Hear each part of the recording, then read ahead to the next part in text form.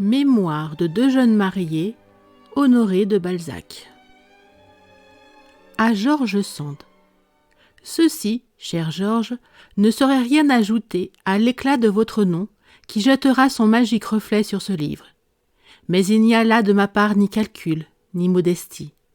Je désire attester ainsi l'amitié vraie qui s'est continuée entre nous à travers nos voyages et nos absences, malgré nos travaux et les méchancetés du monde. Ce sentiment ne s'altérera sans doute jamais.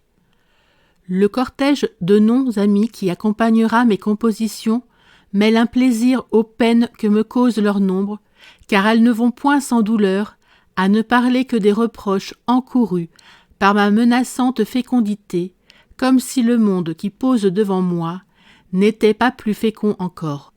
Ne sera-ce pas beau, Georges, si quelque jour l'antiquaire des littératures détruites ne retrouve dans ce cortège que de grands noms, de nobles cœurs, de saintes et pures amitiés, et les gloires de ce siècle? Ne puis-je me montrer plus fier de ce bonheur certain que de succès toujours contestable? Pour qui vous connaît bien, n'est-ce pas un bonheur que de pouvoir se dire, comme je le fais ici, votre ami, de Balzac, Paris, juin 1840.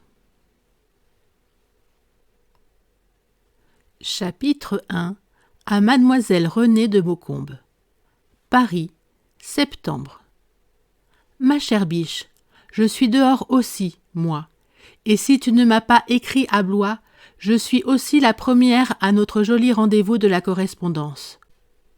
Relève tes beaux yeux noirs attachés sur ma première phrase, et garde ton exclamation pour la lettre où je te confierai mon premier amour. On parle toujours du premier amour. Il y en a donc un second? Tais-toi, me diras-tu. Dis-moi plutôt, me demanderas-tu, comment tu es sortie de ce couvent où tu devais faire ta profession. Ma chère, quoi qu'il arrive aux Carmélites, le miracle de ma délivrance est la chose la plus naturelle.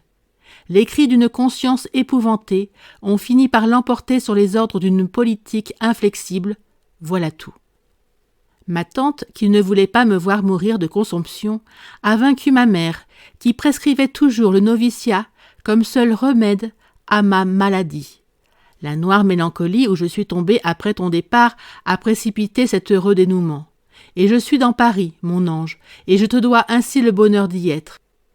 Ma Renée, si tu m'avais pu voir le jour où je me suis trouvée sans toi, tu aurais été fière d'avoir inspiré des sentiments si profonds à un cœur si jeune.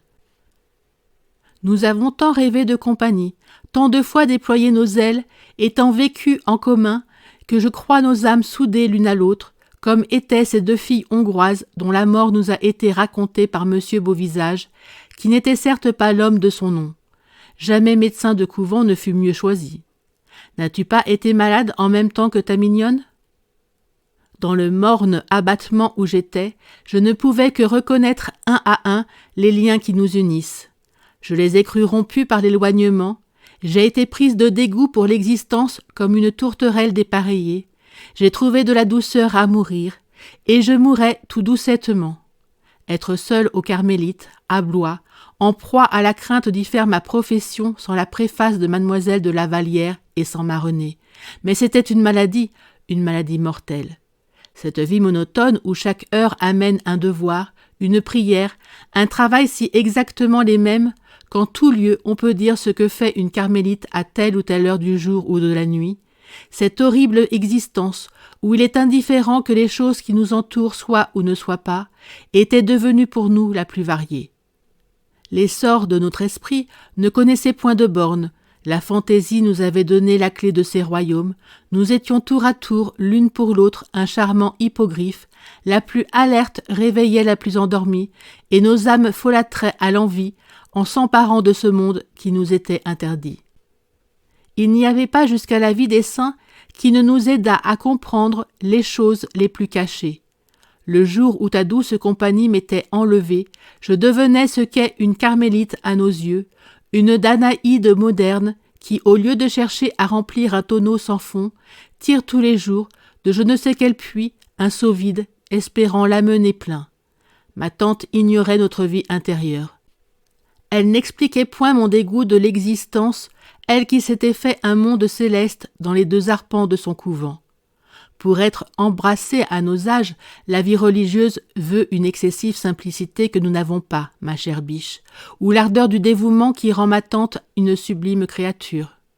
Ma tante s'est sacrifiée à un frère adoré, mais qui peut se sacrifier à des inconnus ou à des idées? Depuis bientôt 15 jours, j'ai tant de folles paroles rentrées, tant de méditations enterrées au cœur, tant d'observations à communiquer et de récits à faire qui ne peuvent être faits qu'à toi, que sans le pis-aller des confidences écrites, substituées à nos chères causeries, j'étoufferais. Combien la vie du cœur nous est nécessaire. Je commence mon journal ce matin, en imaginant que le tien est commencé, que dans peu de jours, je vivrai au fond de ta belle vallée de Gémenos, dont je ne sais que ce que tu m'en as dit, comme tu vas vivre dans Paris, dont tu ne connais que ce que nous en rêvions. Or donc, ma belle enfant, par une matinée qui demeurera marquée d'un signet rose dans le livre de ma vie, il est arrivé de Paris une demoiselle de compagnie, et Philippe, le dernier valet de chambre de ma grand-mère, envoyé pour m'amener. Quand, après m'avoir fait venir dans sa chambre, ma tante m'a eu dit cette nouvelle, la joie m'a coupé la parole, je la regardais d'un air hébété. « Mon enfant, m'a-t-elle dit de sa voix gutturale, tu me quittes sans regret, je le vois, mais cet adieu n'est pas le dernier, nous nous reverrons. Dieu t'a marqué au front du signe des élus, tu as l'orgueil qui mène également au ciel et à l'enfer, mais tu as trop de noblesse pour descendre. Je te connais mieux que tu ne te connais toi-même. La passion ne sera pas chez toi ce qu'elle est chez les femmes ordinaires. Elle m'a doucement attiré sur elle et baisé au front en m'y mettant ce feu qui la dévore, qui a noirci l'azur de ses yeux, attendri ses paupières, ridé ses tempes dorées et jauni son beau visage. Elle m'a donné la peau de poule. Avant de répondre, je lui ai baisé les mains. « Chère tante, ai-je dit, si vos adorables bontés ne m'ont pas fait trouver votre paraclet, salubre au corps et doux au cœur, je dois verser tant de larmes pour y revenir, que vous ne sauriez souhaiter mon retour. Je ne veux retourner ici que trahi par mon Louis XIV, et si j'en attrape un, il n'y a que la mort pour me l'arracher. Je ne craindrai point les Montespan. »« Allez, folle, dit-elle en souriant, ne laissez point ces idées vaines ici, emportez-les, et sachez que vous êtes plus Montespan que la Vallière. » Je l'ai embrassée. La pauvre femme n'a pu s'empêcher de me conduire à la voiture, où ses yeux se sont tour à tour fixés sur les armoiries paternelles et sur moi. La nuit m'a surprise à Beaugency, plongée dans un engourdissement moral qu'avait provoqué ce singulier adieu.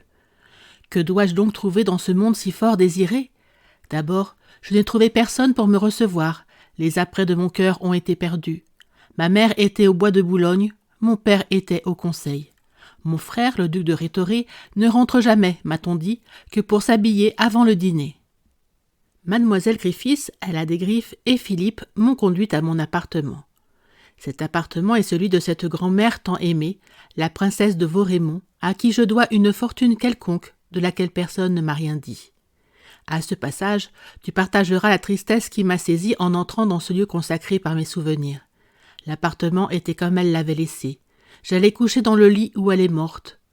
Assise sur le bord de sa chaise longue, je pleurais sans voir que je n'étais pas seule. Je pensais que je m'y étais souvent mise à ses genoux pour mieux l'écouter. De là, j'avais vu son visage perdu dans ses dentelles rousses et maigri par l'âge autant que par les douleurs de l'agonie. Cette chambre me semblait encore chaude de la chaleur qu'elle y entretenait. Comment se fait-il que mademoiselle Armande Louise Marie de Chaulieu soit obligée, comme une paysanne, de se coucher dans le lit de sa mère presque le jour de sa mort?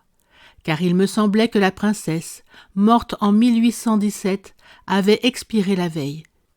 Cette chambre m'offrait des choses qui ne devaient pas s'y trouver et qui prouvaient combien les gens occupés des affaires du royaume sont insouciants des leurs et combien, une fois morte, on a peu pensé à cette noble femme qui sera l'une des grandes figures féminines du XVIIIe siècle. Philippe a quasiment compris d'où venaient mes larmes. Il m'a dit que par son testament, la princesse m'avait légué ses meubles. Mon père laissait d'ailleurs les grands appartements dans l'état où les avait mis la Révolution. Je me suis levée alors. Philippe m'a ouvert la porte du petit salon qui donne sur l'appartement de réception et je l'ai retrouvé dans le délabrement que je connaissais. Les dessus de porte qui contenaient des tableaux précieux montrent leurs trumeaux vides. Les marbres sont cassés. Les glaces ont été enlevées.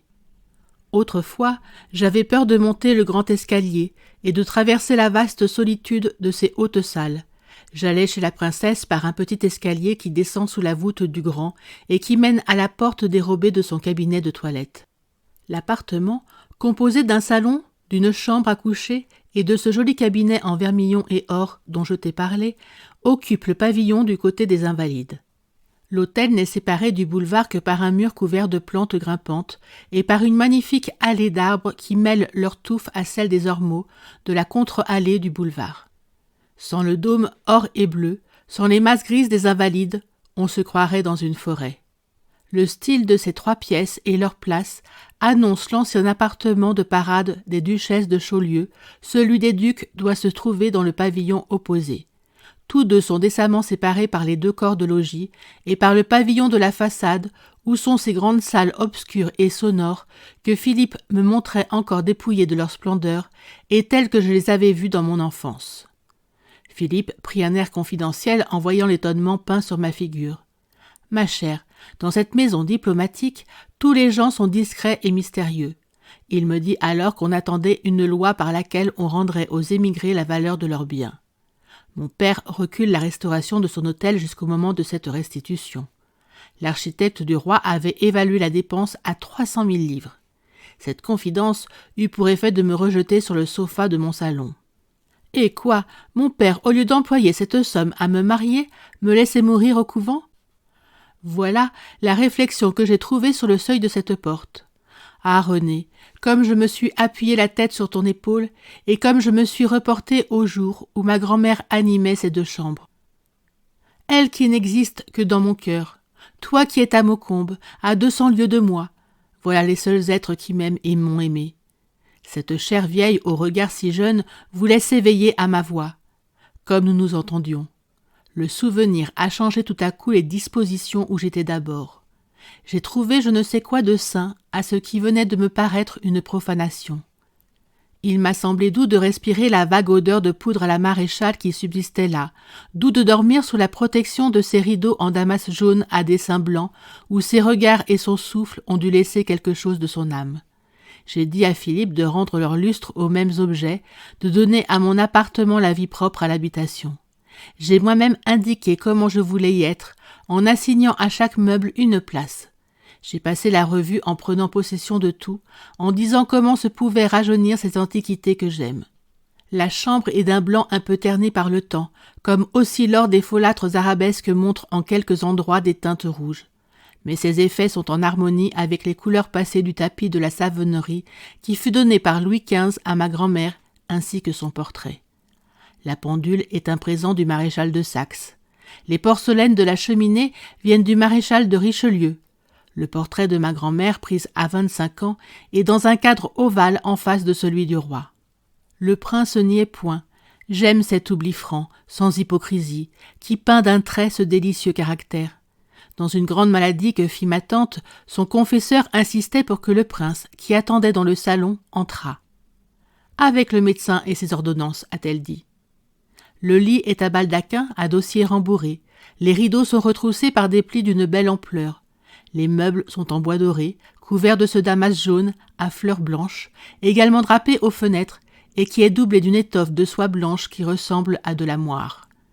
Les dessus de porte sont peints je ne sais par qui, mais ils représentent un lever du soleil et un clair de lune. La cheminée est traitée fort curieusement. On voit que dans le siècle dernier, on vivait beaucoup au coin du feu. Là se passaient de grands événements. Le foyer de cuivre doré est une merveille de sculpture. Le chambranle est d'infini précieux. La pelle et les pincettes sont délicieusement travaillées. Le soufflet est un bijou. La tapisserie de l'écran vient des Gobelins et sa monture est esquisse. Les folles figures qui courent le long, sur les pieds, sur la barre d'appui, sur les branches, sont ravissantes. Tout en est ouvragé comme un éventail. Qui lui avait donné ce joli meuble qu'elle aimait beaucoup ? Je voudrais le savoir. Combien de fois je l'ai vu, le pied sur la barre, enfoncé dans sa bergère, sa robe à demi relevée sur le genou par son attitude, prenant, remettant et reprenant sa tabatière sur la tablette entre sa boîte à pastilles et ses mitaines de soie. Était-elle coquette ? Jusqu'au jour de sa mort, elle a eu soin d'elle, comme si elle se trouvait au lendemain de ce beau portrait, comme si elle attendait la fleur de la cour qui se pressait autour d'elle. Cette bergère m'a rappelé l'inimitable mouvement qu'elle donnait à ses jupes en s'y plongeant. Ces femmes du temps passé emportent avec elles certains secrets qui peignent leur époque. La princesse avait des airs de tête, une manière de jeter ses mots et ses regards, un langage particulier que je ne retrouvais point chez ma mère. Il s'y trouvait de la finesse et de la bonhomie, du dessein sans apprêt. Sa conversation était à la fois prolixe et laconique.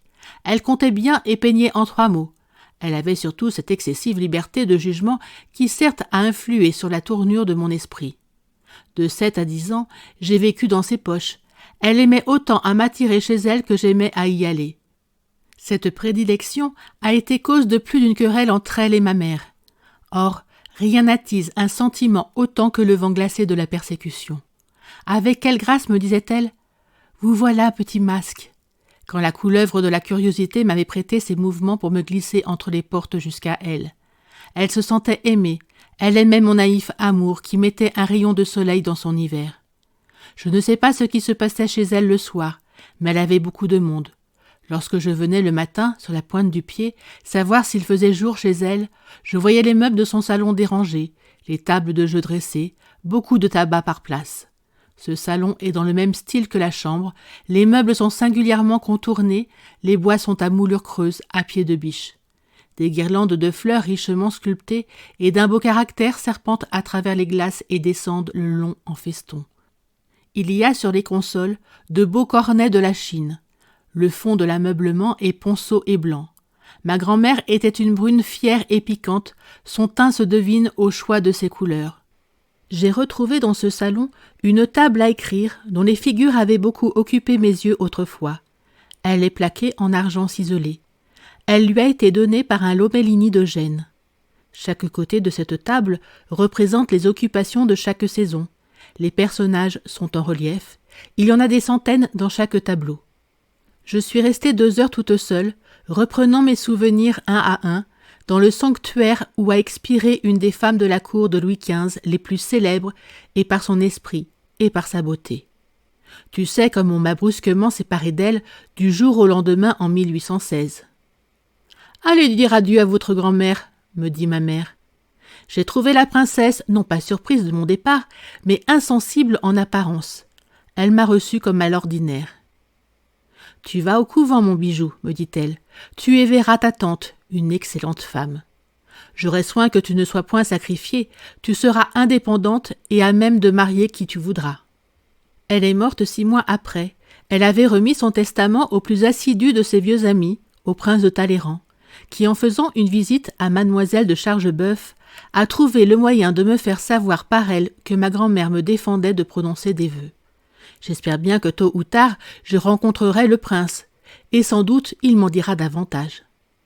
Ainsi, ma belle biche, si je n'ai trouvé personne pour me recevoir, je me suis consolée avec l'ombre de la chère princesse, et je me suis mise en mesure de remplir une de nos conventions, qui est, souviens-t'en, de nous initier aux plus petits détails de notre case et de notre vie.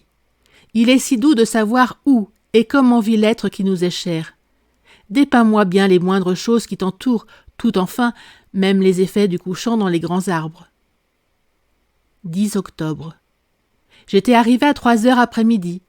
Vers 5h30, Rose est venue me dire que ma mère était rentrée, et je suis descendue pour lui rendre mes respects. La mère occupe au rez-de-chaussée un appartement disposé, comme le mien, dans le même pavillon. Je suis au-dessus d'elle et nous avons le même escalier dérobé. Mon père est dans le pavillon opposé, mais comme du côté de la cour, il y a de plus l'espace que prend dans le nôtre le grand escalier, son appartement est beaucoup plus vaste que les nôtres. Malgré les devoirs de la position que le retour des Bourbons leur a rendus, mon père et ma mère continuent d'habiter le rez-de-chaussée et peuvent y recevoir, tant sont grandes les maisons de nos pères. J'ai trouvé ma mère dans son salon, où il n'y a rien de changé. Elle était habillée. De marche en marche, je m'étais demandé comment serait pour moi cette femme, qui a été si peu mère que je n'ai reçu d'elle en 8 ans que les 2 lettres que tu connais. En pensant qu'il était indigne de moi de jouer une tendresse impossible, je m'étais composée en religieuse idiote et suis entrée assez embarrassée intérieurement. Cet embarras s'est bien dissipé. Ma mère a été d'une grâce parfaite. Elle ne m'a pas témoigné de fausse tendresse, elle n'a pas été froide, elle ne m'a pas traitée en étrangère, elle ne m'a pas mise dans son sein comme une fille aimée. Elle m'a reçue comme si elle m'eût vue la veille, elle a été la plus douce, la plus sincère amie. Elle m'a parlé comme à une femme faite et m'a d'abord embrassée au front. « Ma chère petite, si vous devez mourir au couvent, m'a-t-elle dit, il vaut mieux vivre au milieu de nous. Vous trompez les desseins de votre père et les miens, mais nous ne sommes plus au temps où les parents étaient aveuglément obéis. L'intention de M. de Chaulieu, qui s'est trouvé d'accord avec la mienne, est de ne rien négliger pour vous rendre la vie agréable et de vous laisser voir le monde. À votre âge, j'eusse pensé comme vous. Ainsi je ne vous en veux point. Vous ne pouvez comprendre ce que nous vous demandions. Vous ne me trouverez point d'une sévérité ridicule. Si vous avez soupçonné mon cœur, vous reconnaîtrez bientôt que vous vous trompiez.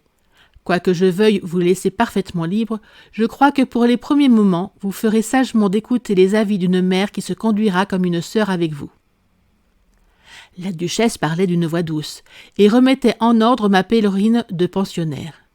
Elle m'a séduite. À 38 ans, elle est belle comme un ange. Elle a des yeux d'un noir bleu, des cils comme des soies, un front sans plis, un teint blanc et rose à faire croire qu'elle se farde, des épaules et une poitrine étonnantes, une taille cambrée et mince comme la tienne, une main d'une beauté rare, c'est une blancheur de lait. Des ongles où séjourne la lumière, tant ils sont polis, le petit doigt légèrement écarté, le pouce d'un fini d'ivoire. Enfin, elle a le pied de sa main, le pied espagnol de mademoiselle de Vandenesse. Si elle est ainsi à 40, elle sera belle encore à 60 ans. J'ai répondu, ma biche, en fille soumise. J'ai été pour elle ce qu'elle a été pour moi. J'ai même été mieux. Sa beauté m'a vaincue, je lui ai pardonné son abandon. J'ai compris qu'une femme comme elle avait été entraînée par son rôle de reine. Je le lui ai dit naïvement, comme si j'eusse causé avec toi. Peut-être ne s'attendait-elle pas à trouver un langage d'amour dans la bouche de sa fille. Les sincères hommages de mon admiration l'ont infiniment touchée. Ses manières ont changé, sont devenues plus gracieuses encore. Elle a quitté le vous. Tu es une bonne fille et j'espère que nous resterons amis. Ce mot m'a paru d'une adorable naïveté. Je n'ai pas voulu lui faire voir comment je le prenais, car j'ai compris aussitôt que je dois lui laisser croire qu'elle est beaucoup plus fine et plus spirituelle que sa fille. J'ai donc fait la niaise. Elle a été enchantée de moi. Je lui ai baisé les mains à plusieurs reprises en lui disant que j'étais bien heureuse, qu'elle agit ainsi avec moi, que je me sentais à l'aise, et je lui ai même confié ma terreur. Elle a souri, m'a prise par le cou pour m'attirer à elle et me baiser au front par un geste plein de tendresse. « Cher enfant, a-t-elle dit, nous avons du monde à dîner aujourd'hui. Vous penserez peut-être comme moi qu'il vaut mieux attendre que la couturière vous ait habillé pour faire votre entrée dans le monde. Ainsi, après avoir vu votre père et votre frère, vous remonterez chez vous. » Ce à quoi j'ai de grand cœur acquiescé. La ravissante toilette de ma mère était la première révélation de ce monde entrevu dans nos rêves. Mais je ne me suis pas senti le moindre mouvement de jalousie. Mon père est entré. « Monsieur, voilà votre fille, » lui a dit la duchesse. Mon père a pris soudain pour moi les manières les plus tendres. Il a si parfaitement joué son rôle de père que je lui en ai cru le cœur. « Vous voilà donc, fille rebelle, » m'a-t-il dit en me prenant les deux mains dans les siennes et me les baisant avec plus de galanterie que de paternité. Et il m'a tiré sur lui, m'a prise par la taille, m'a serré pour m'embrasser sur les joues et au front. Vous réparerez le chagrin que nous cause votre changement de vocation par les plaisirs que nous donnerons vos succès dans le monde. Savez-vous, madame, qu'elle sera fort jolie et que vous pourrez être fière d'elle un jour? Voici votre frère Rétoré. Alphonse, dit-il à un beau jeune homme qui est entré, voilà votre sœur, la religieuse, qui veut jeter le froc aux orties. Mon frère est venu sans trop se presser, m'a pris la main et me l'a serrée. Embrassez-la donc, lui a dit le duc. Et il m'a baisé sur chaque joue. Je suis enchanté de vous voir, ma sœur, m'a-t-il dit, et je suis de votre parti contre mon père. Je l'ai remercié, mais il me semble qu'il aurait bien pu venir à Blois quand il allait à Orléans voir notre frère le marquis à sa garnison. Je me suis retiré en craignant qu'il n'arrivât des étrangers. J'ai fait quelques rangements chez moi. J'ai mis sur le velours ponçon de la belle table tout ce qu'il me fallait pour t'écrire en songeant à ma nouvelle position. Voilà, ma belle biche blanche, ni plus ni moins comment les choses se sont passées au retour d'une jeune fille de 18 ans, après une absence de 9 années, dans une des plus illustres familles du royaume. Le voyage m'avait fatiguée, et aussi les émotions de ce retour en famille. Je me suis donc couchée comme au couvent, à 8 heures, après avoir soupé. On a conservé jusqu'à un petit couvert de porcelaine de Saxe que cette chère princesse gardait pour manger seule chez elle quand elle en avait la fantaisie. Merci d'avoir écouté cette vidéo. Si cette vidéo vous a plu, vous pouvez vous abonner gratuitement à la chaîne Coin Livre Audio. N'oubliez pas de liker avec le pouce vers le haut. Vous pouvez aussi me laisser un commentaire. À bientôt.